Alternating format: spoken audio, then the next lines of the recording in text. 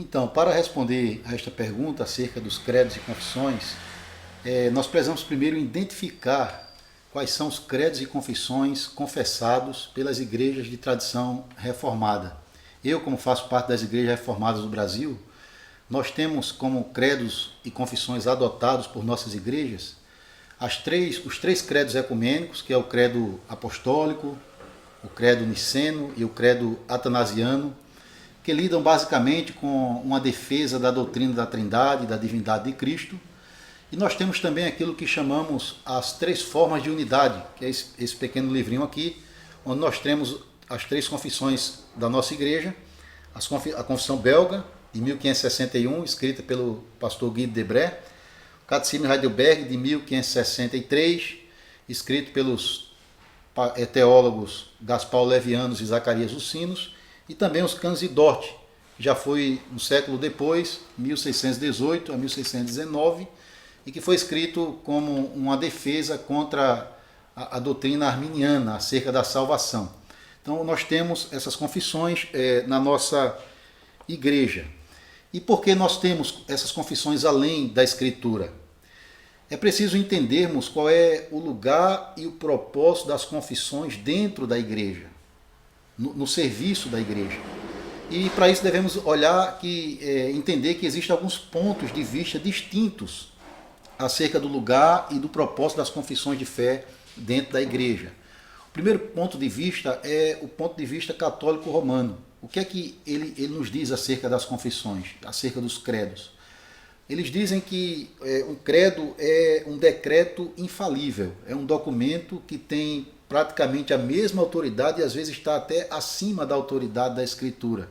Então aquilo que os cardeais, aquilo que o Papa decreta como doutrina, como dogma da igreja, mesmo que não esteja de acordo com a Escritura, ele está na mesma posição ou acima da Escritura.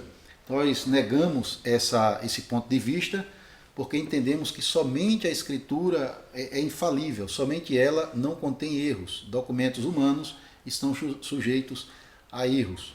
O segundo ponto de vista é aquele que nós chamamos o ponto de vista anabatista. E os anabatistas eram os reformadores de uma ala mais radical na época da Reforma e que tinham algumas visões além da Escritura acerca de vários aspectos. E um deles, por exemplo, é que eles entendiam que Deus fala diretamente ao coração do crente. Então as confissões de fé, elas seriam como se fosse uma corrente de ferro que prende o crente da ação, da liberdade de ação do Espírito Santo. Então por isso eles entendiam que os credos e confissões são documentos vazios, mortos, sem sentido, porque eles prendem a ação do Espírito Santo. Nós também não concordamos com esse ponto de vista, porque o Espírito Santo hoje ele fala através da Escritura Sagrada e não por meio de novas revelações fora da Escritura. E o ponto de vista, existe também o ponto de vista chamado o ponto de vista meramente histórico.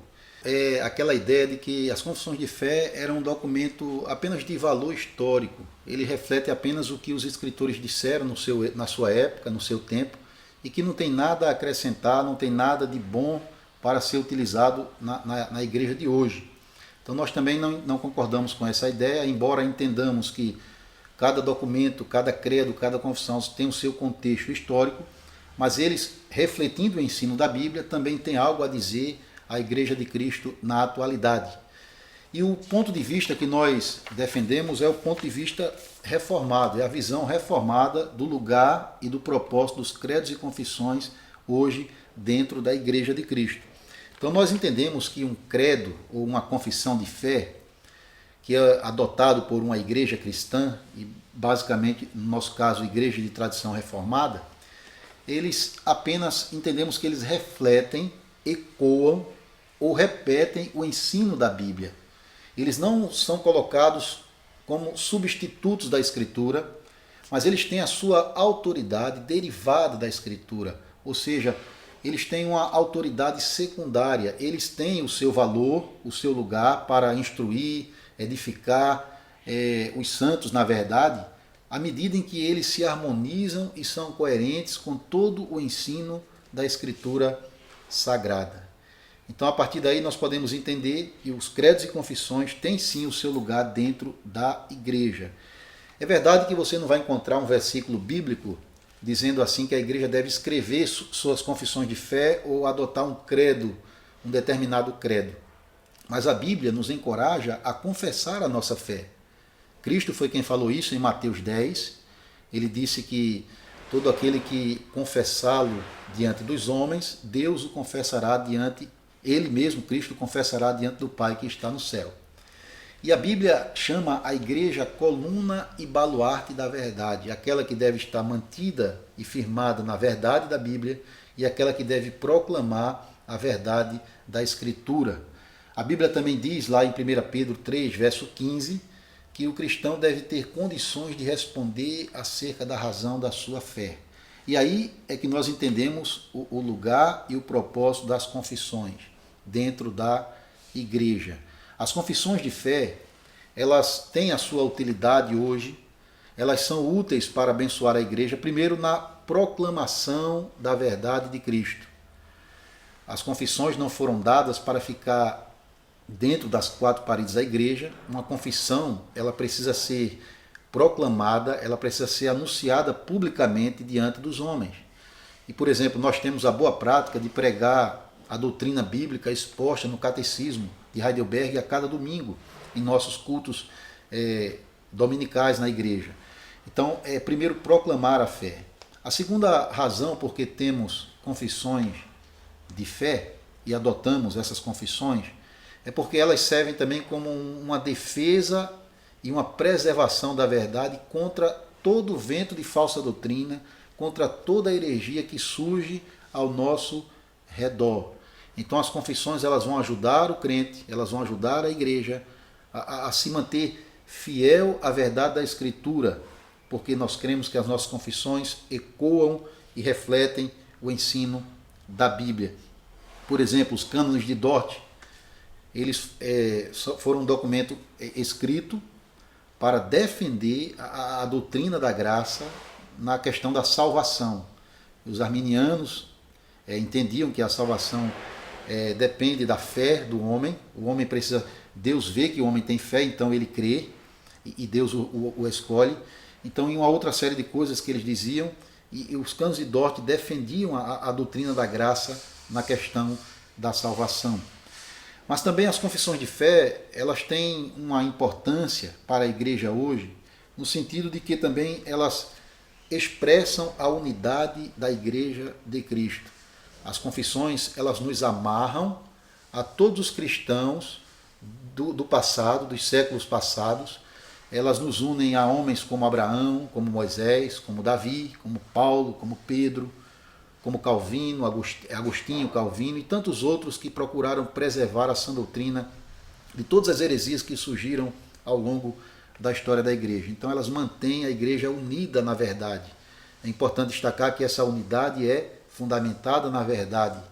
Como Cristo diz na sua oração sacerdotal, santifica-os na verdade, a tua palavra é a verdade. Então as confissões servem para proclamar a fé, para a defesa da fé, e para manter a igreja unida na mesma fé, porque existe uma só fé e um só Senhor. E um outro lugar importante das confissões na igreja é que elas servem como meio de instrução para os membros da congregação. E nós temos a boa prática não só da pregação catequética, mas também de ensinar, por meio da catequese, aos filhos da aliança, aos filhos dos crentes, as doutrinas do catecismo, para que eles tenham uma noção da verdadeira fé, e para que logo mais adiante, na sua idade adulta, eles venham também professar a sua fé em Cristo. Então as confissões elas também têm esse lugar importante que é instruir os membros da igreja. Portanto, para concluir, nós queremos dizer que as confissões elas refletem o ensino da Bíblia. A Bíblia é sim a nossa única regra de fé e prática. A Bíblia é sim suficiente para nos ensinar o caminho da verdade e para nos fazer sábios acerca da salvação em Cristo Jesus. As confissões apenas nos ajudam, nos auxiliam como sendo um reflexo bíblico daquilo que está exposto na doutrina das Escrituras Sagradas. Espero que Deus tenha abençoado você, que você tenha compreendido assunto tão importante que é o lugar e o propósito das confissões dentro da igreja. Pedimos a todos vocês que nos sigam aí em nossas redes sociais, que segue aqui abaixo, e também ative o nosso sininho aí para receber as nossas notificações e receber mais conteúdo aqui do nosso canal. E é sempre um prazer ter você conosco aqui. Um abraço.